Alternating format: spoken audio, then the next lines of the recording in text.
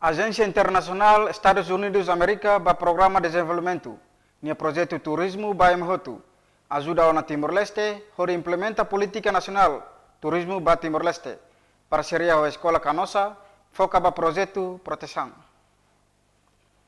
Ba jornalista Secretário de Estado do Meio Ambiente deu Metro Amaral e a Escola Canossa Haslaran quarta nedihan programa idane realiza tambah serviço hamutuk ho USAID no Escola Canossa ho distribui sacola ba estudante sira. Demos afirma lutang katak programa Escola Matak halo e a Escola Canossa ne laos foi realiza, mas be desde ulu quedas no agora loritan sacola ho fahe ba estudante sira usa ba sira ne precisa. Ia fatingan isang diretora missão USAID Zema Semunegus hateten ondra botida ho entrega sacola biodegradável ba Escola Canossa. Ia dihan inisiativa ne apoio missão geral USAID nian atu combate mudança climática de husi medida mitigação no adaptação.